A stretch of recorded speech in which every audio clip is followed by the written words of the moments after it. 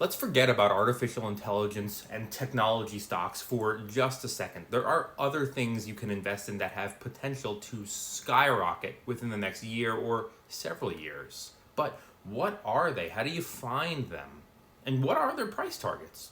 Let's take a look. And look, food stocks, especially now with the high cost of, well, everything, but food, utilities, tariffs, all these things could impact the restaurant industry, especially the fast casual restaurant industry, short term.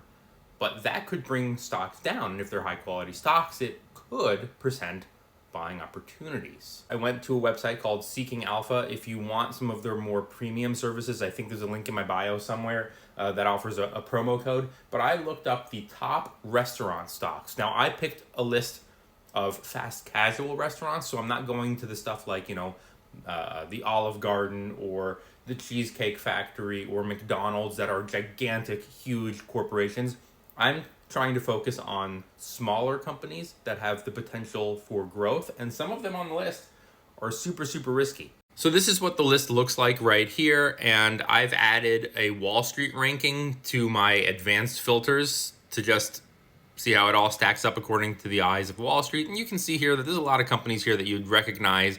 Red Robin, McDonald's. Number one on my list is Kava. No surprise there. I love Kava. And you can see that it has a quantitative rating of 1 that is not good. But Wall Street seems to really like this stock. It's rated at 4 out of 5. Despite Kava's warning and strong sell from the quantitative research, the stock is still up 65% since their IPO. And according to Wall Street analysts who are right just about as often as they are wrong, the 1-year price target average for Kava is $89. That is a 41% move to the upside. Number 2 on the list is Sweetgreen. This stock also has a strong sell according to their quantitative research, but a buy from Wall Street. But since going public, Sweetgreen is down 85%.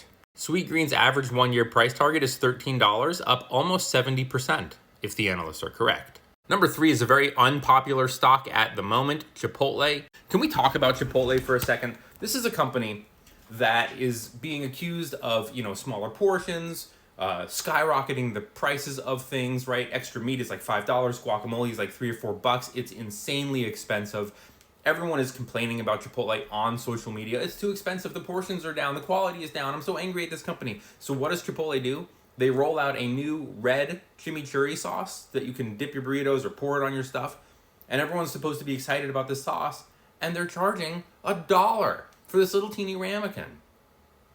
The company that's being accused of price gouging everything, skyrocketing the prices, these executives with their MBAs are sitting in a boardroom discussing how can we fix our business, and the best idea they could come up with was let's sell something else, a little teeny thing, for $1. Anyway, Wall Street still gives it a buy, and there's a 1-year price target of $55.94 with a 36% move to the upside. Up next is Shake Shack. I love their burgers. This stock is up 101% since going public. It has a buy rating from Wall Street and a 1-year price target of $128. That is almost a 40% move to the upside. Up next is Wingstop. This stock is up an astonishing 700% since going public in, I guess, around 2015 or 2016. It has a buy rating from Wall Street and a 1-year price target of $379. That is a 52% move to the upside. And the last one on the list is Dutch Bros, which kind of surprised me. This stock is only up 10% since going public, but in the last year it's up 50%, and since January it is down 8%. It has a strong buy rating from Wall Street analysts with a 1-year price target of $81. That is a 70% move to the upside. I personally think this sector has a lot of uphill battles right now, not necessarily with the way they're being run. I don't think these companies are necessarily being run poorly, with I think the exception of Chipotle maybe, and probably Sweetgreen as well. But it's outside. Tariffs, trade wars, utilities, rent, all of these pressures are impacting these businesses. That's why many of them are up since going public, but down in the last year.